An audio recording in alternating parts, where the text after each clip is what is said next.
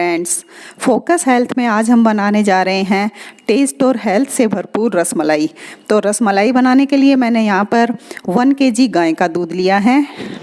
अगर आपके पास गाय का दूध नहीं है तो आप भैंस का दूध ले सकते हैं, लेकिन वो लो फैट वाला होना चाहिए और ऊपर से आप उसकी मलाई उतार कर लीजिए। तो जैसे ही दूध गर्म होगा मैं इसमें वाइट विनेगर यानी सफ़ेद सिरके की 2-3 चम्मच डाल दूंगी। सफ़ेद सिरका डालने से हमारा दूध फट जाएगा।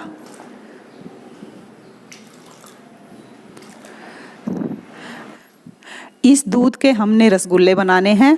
और फ्रेंड्स, हमेशा याद रखिए कि रसगुल्ले बनाने के लिए जो दूध है उसे हमेशा वाइट विनेगर से ही फाड़ना चाहिए। किसी खट्टी चीज़ जैसे दही या लस्सी से नहीं फाड़ना चाहिए।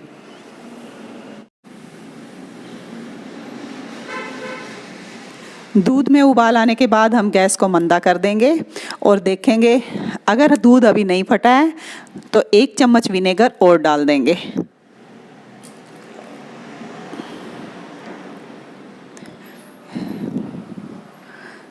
इस तरह से हम दूध के फटने का इंतज़ार करेंगे।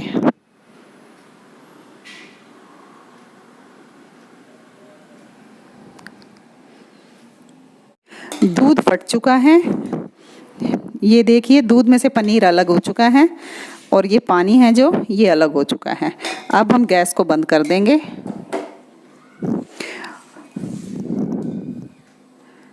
और इसको थोड़ा सा ठंडा होने देंगे।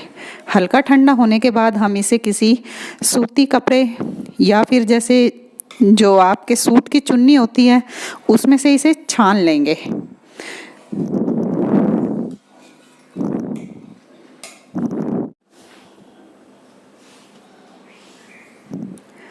दूध को हमने एक कपड़े में से छान लिया है। अब इसका पनीर इकट्ठा हो चुका है। अब मैं क्या करूँगी, इस पनीर के ऊपर एक नॉर्मल टेम्परेचर का जो पानी होता है 1 गिलास पानी डाल दूँगी।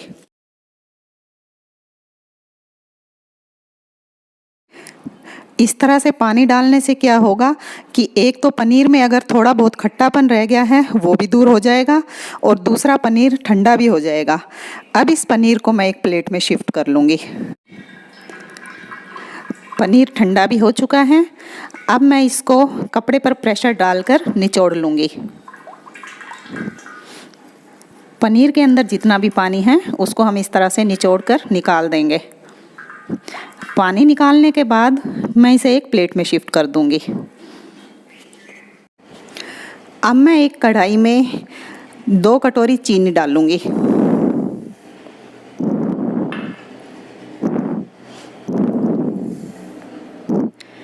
चीनी डालने के बाद अब मैं इसमें 2 कटोरी ही पानी डालूंगी और इन्हें गैस पर चढ़ा दूंगी। इस तरह से हम रसगुल्लों के लिए चाशनी बनाएंगे। चीनी और पानी को मैंने गैस पर रख दिया है और अब गैस का फ्लेम मैंने फुल रखा है। जैसे जैसे चीनी पिघलती जाएगी वैसे वैसे हमारी चाशनी तैयार होती जाएगी। तो अब हम चीनी के पिघलने का इंतज़ार करते हैं।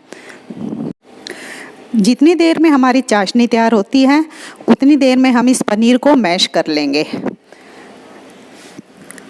पनीर को हम अच्छे से एक हाथ की सहायता से या फिर दोनों हाथों की सहायता से इस तरह से मैश कर लेंगे।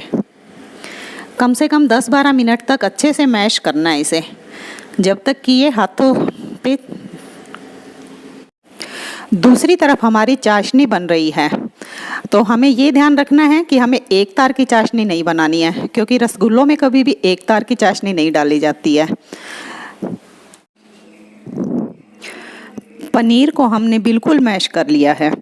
याद रखिए, पनीर को हमने ऐसे मैश करना है जैसे मक्खन होता है।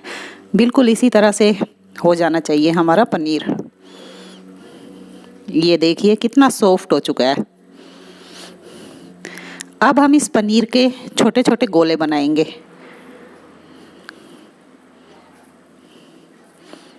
बहुत ज़्यादा बड़े गोले नहीं बनाने हैं, छोटे छोटे ही बनाने हैं।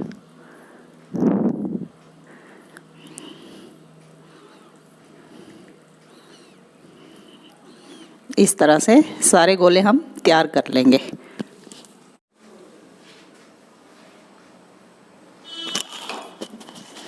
रसगुल्लों की चाशनी बनकर तैयार है।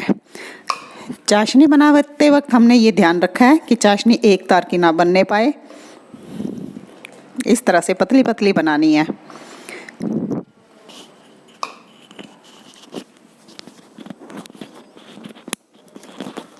और दूसरी तरफ हमारे जो पनीर के गोले हैं वो भी बनकर तैयार हो चुके हैं। अब मैं इन सारों गोलों को एक एक कर कर इस चाशनी में ऐड करती जाऊंगी। बहुत ही आराम से उठा कर इसमें डालेंगे।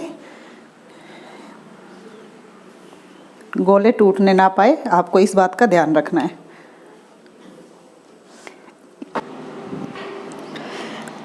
सारे गोले हमने ऐड कर दिए हैं। गैस का फ्लेम मैंने लो टू मीडियम रखा है। अब हम इन्हें पकने देंगे। हल्की सी चाशनी मैं इन गोलों के ऊपर भी डाल देती हूँ। इस तरह से बहुत ही सावधानी से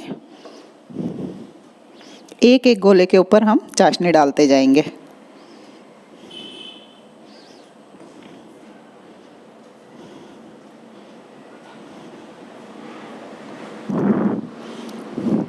अब कुछ देर के लिए ये पकेंगे। लगभग 3-4 मिनट पकने के बाद हम इनको पलट देंगे। बहुत ही सावधानी के साथ एक एक गोले को हम पलटते जाएंगे ताकि जो चाशनी है वो ऊपर और नीचे दोनों जगह अच्छे से मिक्स हो जाए।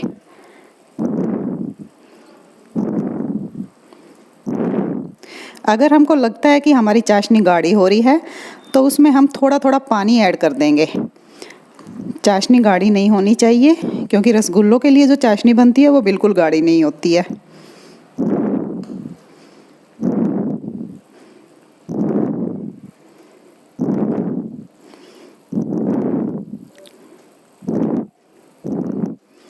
इस तरह से हमने इन्हें पलट दिया है।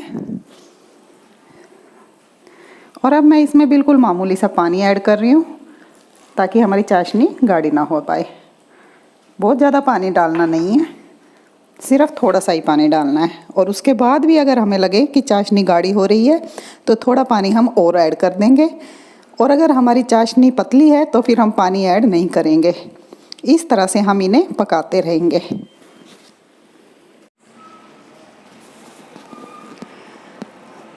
जो रसगुल्ले के हमने छोटे छोटे गोले बनाए थे वे फूल कर बड़े रसगुल्लों का आकार ले चुके हैं।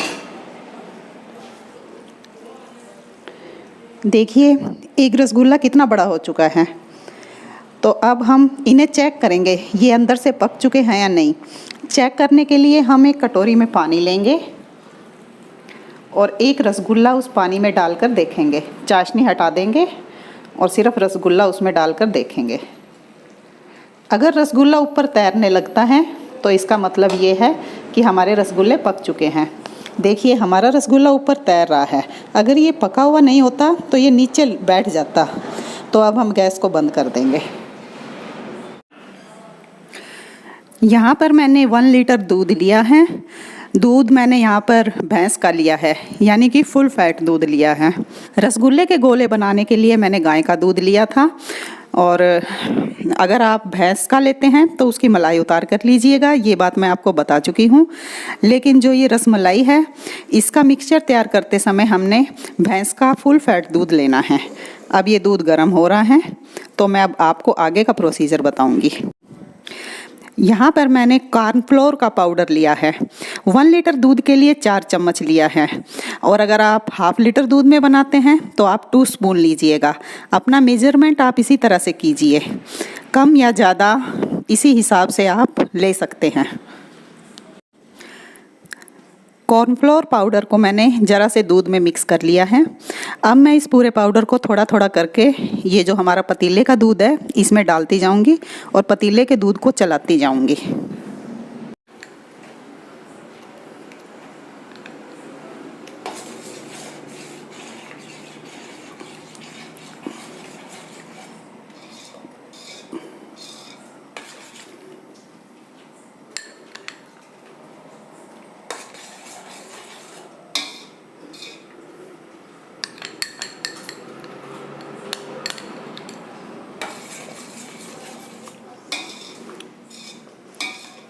अब हम इस दूध को पकाएंगे।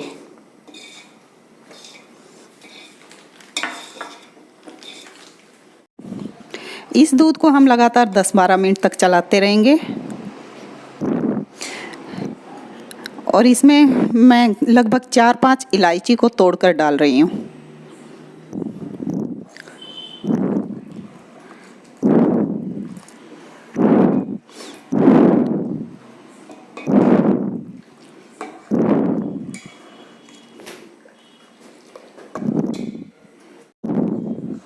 आप चाहें तो इसमें कुछ तार केसर के भी ऐड कर सकते हैं, ये टोटली ऑप्शनल है।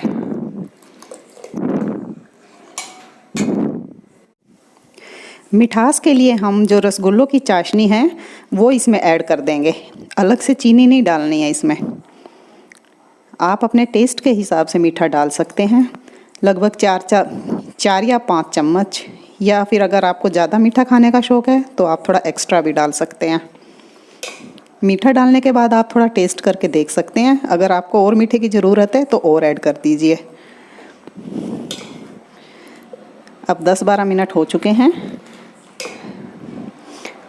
गैस को मैं बंद कर दूंगी और जो हमने रसगुल्ले के गोले बनाए थे वो एक एक करके मैं इसमें ऐड कर दूंगी।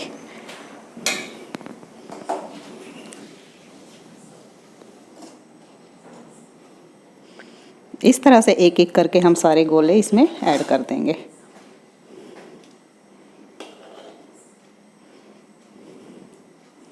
आप चाहें तो इसमें कुछ कटे हुए ड्राई फ्रूट्स भी डाल सकते हैं, ड्राई फ्रूट्स डालना टोटली ऑप्शनल है, ये आपके टेस्ट के ऊपर डिपेंड करता है।